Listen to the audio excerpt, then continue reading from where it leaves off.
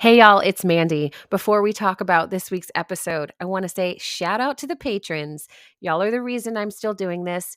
I could do it alone, but it's so much better to run with people who share your vision, share your values, and see the importance of the work you're doing.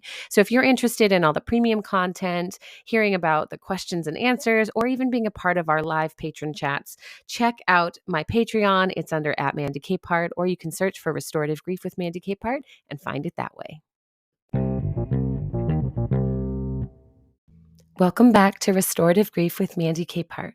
You are listening to episode 88, titled The 6 Needs of Every Griever.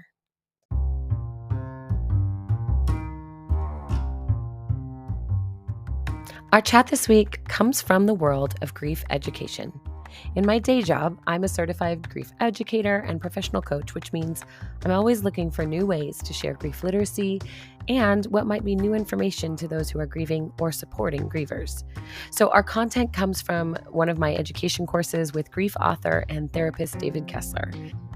In his decades working with the grieving, he has identified 6 basic needs that, when met, can lead to a healthy and integrated healing process. In his work, David Kessler identified 6 needs, and today we're going to walk through all 6 of those things just briefly. My intention is not for you to create a checklist to be able to say, okay, now that I've got all the things, I can meet all my needs and I can heal.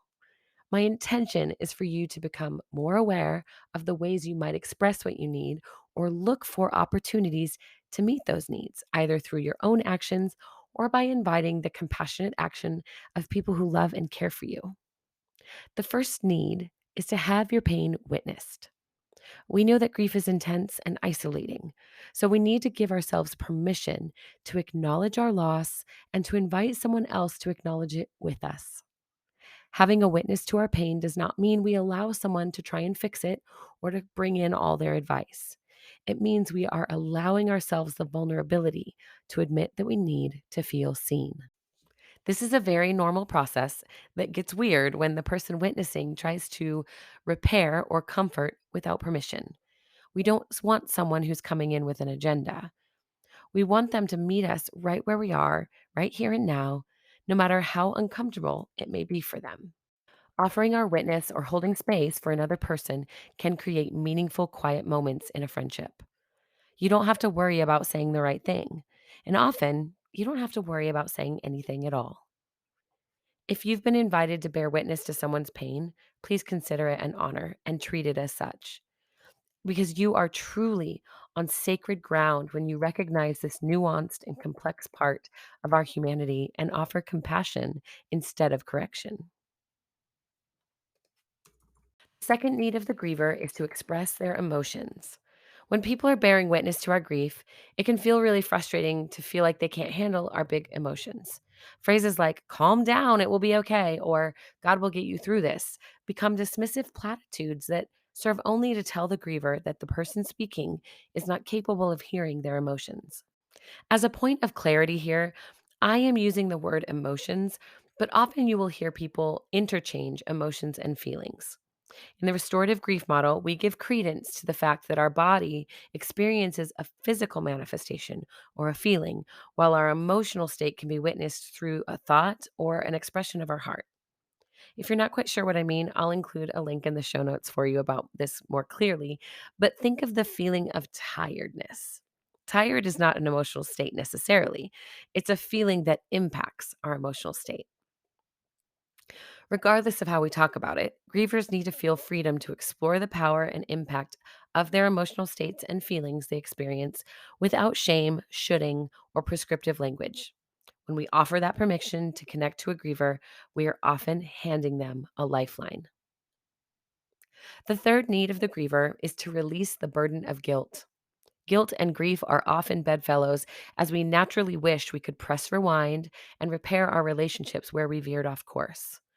This can partner with bargaining or that what if moment in grief where we trick our brains over and over again into believing that we are still able to control some part of this external process of death or loss. Grief is nothing we can control, but living in a mental space that uses a negative or harmful narrative to survive is not healing.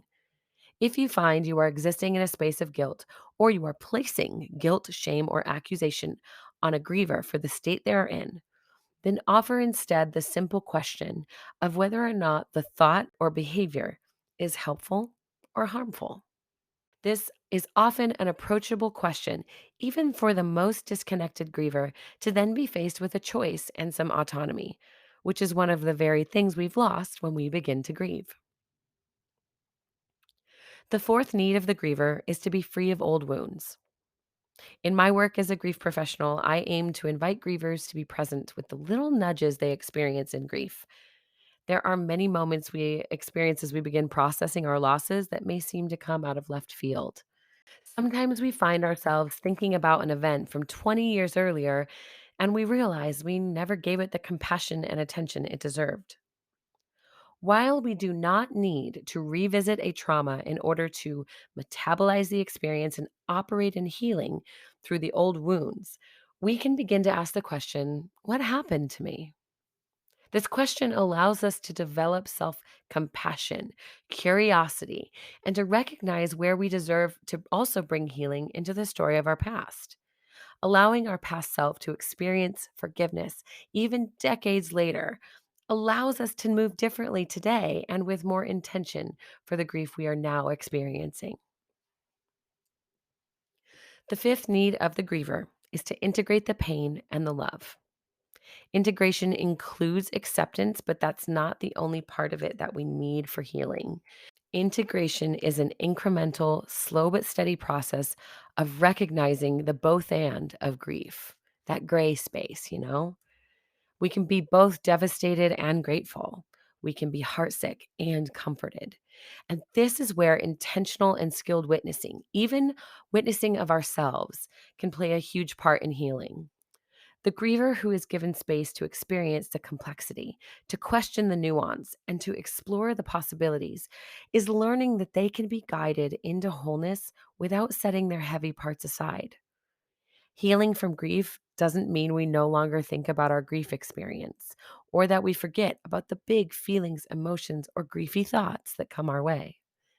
Healing from grief means we have integrated the experience holistically and in a way that allows us to continue our lives with intention and compassion for the next grief experience when it arrives. The sixth and final need of the griever is to find meaning after a loss. Again, this goes back to having skilled witnesses and supporters as you navigate what your life looks like now. Meaning doesn't come from everyone agreeing that you're doing a good job as you grieve. In the restorative grief model, you probably know by now that meaning is found where you create it. The values with which we guide our lives are the same values that can guide our grief process. We look for opportunities to explore life, to embrace the both and nuance, and we use our values to determine what would be meaningful and feel supportive for us in this current season of life. As time passes, the meanings we ascribe to different circumstances will change. We are deciding moment to moment how we want to navigate our losses, and each choice creates meaning for us. So, the more time we spend intentionally noticing our behaviors and expressions and reflecting on them for our own benefit, the more easily we will be able to answer the question, is this helpful or harmful? And find what is truly meaningful for us.